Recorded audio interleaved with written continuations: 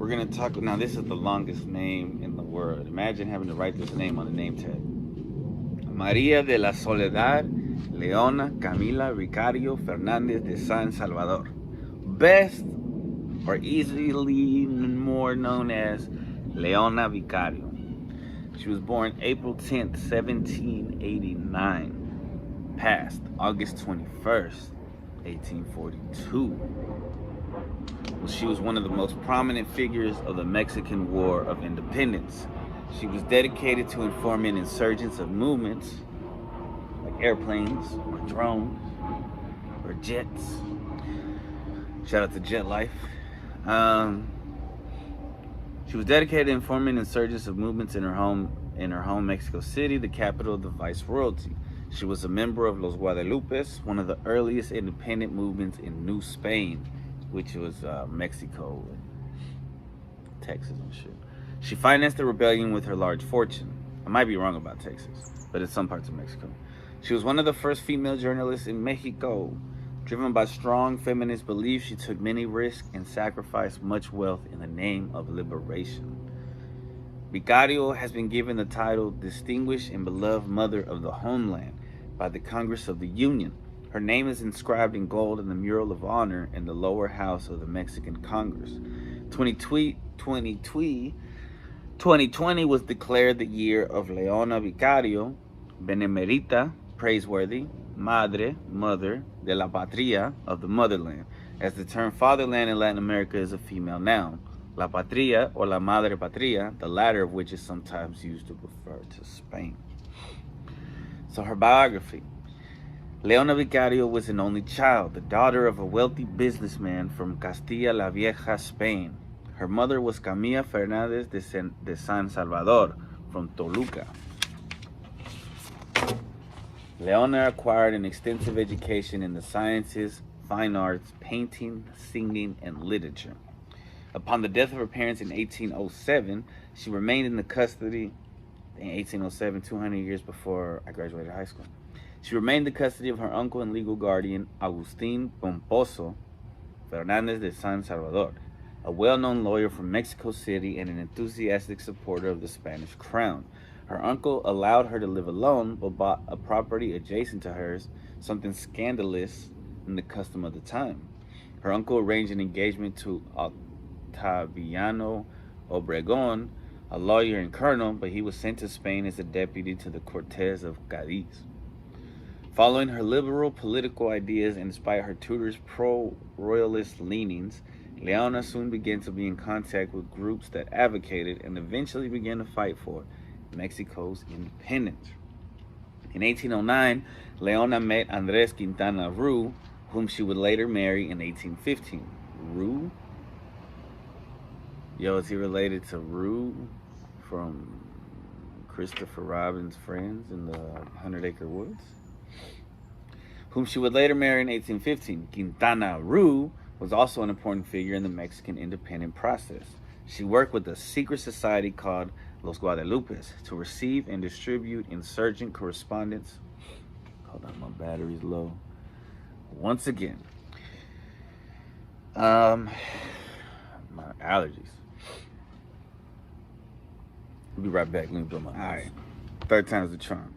So, she worked with that secret society called Los Guadalupes to receive and distribute insurgent correspondence for the independent movement. She served as a messenger, helped fugitives, sent money and medicine, and helped in all she could. Leona also had an important role as a propagandist of insurgent ideas. In 1812, she persuaded some of the armorers of Vizcaya to take the side of the rebels. She fled her home in 1813 because her insurgent activities were discovered. Fernández de San Salvador convinced her to return, and she was detained and questioned in the College of Belén, but refused to inform on the conspirators. She did not want to snitch. El chingón. The insurgents rescued her, but the authorities confiscated her property. She was, however, granted a pension by the insurgent Congress. She married Quintana Roo, and they fled from the authorities together. From 1813 to 1819, the couple traveled from one place to another, working for the independence and living a life of poverty and sacrifice. During this time, Leona collaborated with the newspapers El Ilustrador Americano and Semanario Patriótico Americano. They were discovered in 1817. Both accepted amnesty from the royalties and stayed in the city of Toluca until 1820, the year of Mexico's independence. Oh, and this 2020. So it's been 200 years of Mexico's independence. And that was just the other day. So Leona Vicario and her husband are buried together at Independence Column in Mexico City. She was named the Sweet Mother of the Fatherland, Benemerita y Dulcísima Madre de la Patria, by a special commission ordered by the then President Antonio López de Santa Anna in August 1842, only days after her death. She was buried in Mexico City and is the only civilian woman to have received a state funeral. In 1910, Leona Vicario and Josefa Ortiz de Dominguez were the first women to be depicted on Mexican stamps and the second woman to be depicted on stamps in Latin America. In February 2010, 7 months before Mexico celebrated its 200 years.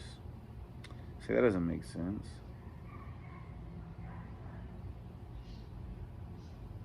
Because if it was 1820, so Wikipedia is fucked up. So they might have been in 1810. Anyway, celebrated its 200 years of independence. Mexican writer Carlos Pascual published the novel La Insurgenta. In this novel, in which he uses historical facts and fictional events, Pascual tells the story of Leona Vicario, as well as the story of many others who participated in the war for and against Mexican independence from the Spanish Empire. There is a statue of Leona Vicario located at a plaza on the corner of República de Brazil and República de Nicaragua in the historic center of Mexico City. Damn, Mexico City sounds lit. Her profile also appears on a version of the 5 peso Mexican coins surrounded by the words Bicentenario de la Independencia, meaning bicentennial anniversary of independence.